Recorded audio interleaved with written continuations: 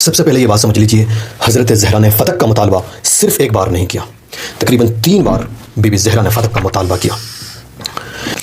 آج میں ثابت کروں گا کہ حضرت زہرا سلام اللہ علیہ کو ان کی زندگی ہی میں رسول اللہ نے فتق ہدیہ کر دیا تھا، عطا کر دیا تھا۔ یعنی حضرت زہرا نے سب سے پہلے جو ابو بکر سے مطالبہ کیا ہے وہ ہبہ کی بنیاد پر کیا ہے۔ رسول اکرم نے حضرت زہرا کو اپنی زندگی ہی میں فتق ہبہ کر دیا تھا، یعنی ان کو گفٹ دے دیا تھا، ان کو عطا کر دیا تھا۔ یہ میرے ہاتھ میں اہل سنت کے 4 صدی ہجری کے بڑے مشہور عالم دین ابو یعلا کی کتاب ہے، مسند ابی یعلا۔ یہ ابو سعید خدری سے اس روایت کو لائے ہیں، جلد نمبر 2 ہے، اور اس کی جو تحقیق کی ہے حسین سلیمی اسد نے کی ہے۔ سند آپ کے سامنے موجود ہے، فرماتے ہیں عن ابی سعید خدری لما نزلت هذه الآية وآت ذی القربى حقه، یہ سورہ اسراء کی آیت نمبر 26 ہے۔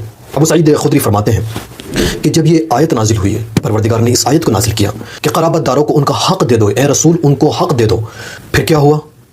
اس آیت کے نازل ہونے کے ترنت بعد اس سے ایک اور بات ثابت ہوتی ہے کہ یہ آیت تب نازل ہوئی جب رسول اکرم صلی اللہ علیہ وسلم وہیں پر موجود تھے، یعنی حضرت زہرا کے گھر میں موجود تھے۔ اس آیت کے نازل ہونے کے ترنت بعد دعا النبی فاطمہ وعطاها فتق، رسول اکرم نے کہا بیٹی زہرا میرے پاس آؤ، ادھر آؤ۔ حضرت زہرا کو بلایا اور فتق حضرت زہرا کے ہاتھ میں تھما دیا، اس کی سند حضرت زہرا کو مہیا کر دی۔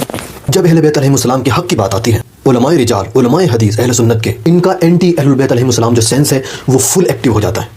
پھر یہ کسی بھی طرح اس بات کی کوشش کرتے ہیں کہ اس روایت کو کسی بھی طرح ریجیکٹ کر دی جائے، راوی روایت کے کسی نیریٹر پر سوال اٹھا دیا جائے، روایت کو ہی ریجیکٹ کر دیا جائے، یا پھر کتاب کا ہی انکار کر دیا جائے، ایسی تو کوئی کتاب ہی نہیں ہے۔ لیکن یہاں پر انہوں نے اس روایت کا جو چین آف نیریشن ہے، اس چین آف نیریشن میں انہوں نے صرف ایک فرد پر سوال اٹھائے ہیں، اور وہ سوال اٹھایا سب سے پہلے ہیثمی نے۔ سوال کیا ہے کہ اس چین آف نیریشن میں اس روایت میں ایک راوی ہے عطیہ عوفی، اور وہ ضعیف ہے۔ چونکہ عطیہ بن عوفی ضعیف ہے اس لیے یہ روایت ایکسیپٹیبل نہیں ہے، مگر آج ہم انہی عطیہ عوفی کی توثیق اور اوتھینٹسٹی آپ کے سامنے کھلی ہوئی دلیلوں سے ثابت کریں گے، اور اہل سنت کا جھوٹ فاش کریں گے۔ یہ آپ کے سامنے مجموع الزوائد و منبع الفوائد ہے، ہیثمی کی کتاب ہے۔ سب سے پہلے یہی ہیثمی انہی عطیہ عوفی پر سوال اٹھاتے ہیں، جلد نمبر 7 ہے اور پیج نمبر 98 پہ ہیثمی فرماتے ہیں یہ ہے عطیہ عوفی فہو ضعیف و متروک، اس روایت میں عطیہ عوفی ہے جو متروک ہے اور ضعیف ہے۔ لیکن ضعیف عطیہ عوفی ہے یہ خود ہیثمی ہے، چونکہ یہی ہیثمی اسی مجموع الزوائد میں جلد نمبر 3 پیج نمبر 228 پر انہی عطیہ عوفی کی توثیق کرتے ہوئے فرماتے ہیں رواہ احمد وفیہ عطیہ بن سعید وفیہ کلام وقد وثق، اس روایت میں عطیہ بن سعید ہیں جن کی بالتحقیق توثیق کی جاتی ہے، یعنی وہ اوتھینٹک پرسنالٹی ہیں۔ تو ایک جگہ جہاں بات اہل البیت علیہ السلام کے حق کی بات ہو رہی تھی، جہاں حضرت زہرا کے حق کی بات ہو رہی تھی، وہاں تو یہی راوی ضعیف ہو گیا، لیکن دوسری جگہ جہاں اہل البیت علیہ السلام سے ہٹ کر کوئی اور بات ہو رہی ہے تو یہ راوی اوتھینٹک ہو گیا۔ یہی نہیں، اہل سنت کے ایک اور بڑے مشہور بزرگ عالم دین عجلی اپنی کتاب معرفت الثقات جلد نمبر 2 پیج نمبر 140 پر انہی عطیہ کے بارے میں فرماتے ہوئے کہتے ہیں عطیہ عوفی کوفی تابعی وثقۃ، عطیہ عوفی تابعی ہیں، کوفی ہیں اور موثق فرد ہیں۔ یہ نہیں، شرح مسند ابن ابی حنیفہ میں اہل سنت کے بزرگ عالم دین ملا علی قاری ایک ہیڈنگ لاتے ہیں، عطیہ کے نام کی ہی ہیڈنگ ہے، شرح مسند ابن حنیفہ پیج نمبر 292 پر فرماتے ہیں وہو من اجلاء التابعین، یعنی عطیہ عوفی مشہور تابعین میں سے تھا، بزرگان تابعین میں سے تھا۔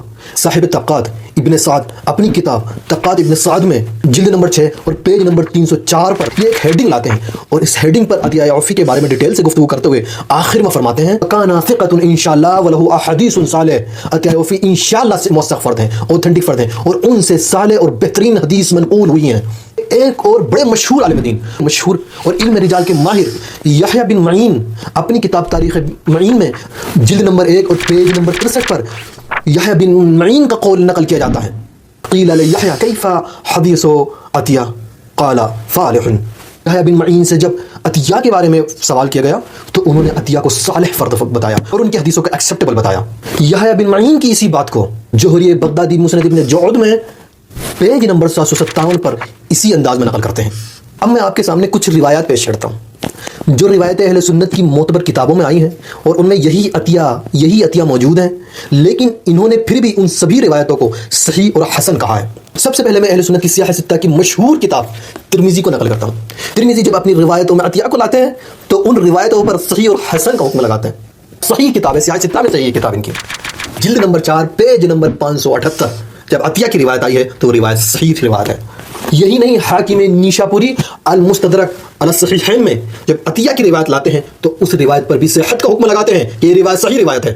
المستدرک علی الصحیحین جلد نمبر 7 پیج نمبر 582 582 ھذا حدیث صحیح ولم یخرجہ، حدیث میں عطیہ اوفی موجود ہے لیکن پھر بھی یہ حدیث ھذا حدیث صحیح، یہ حدیث صحیح ہے اور صحیح ہے۔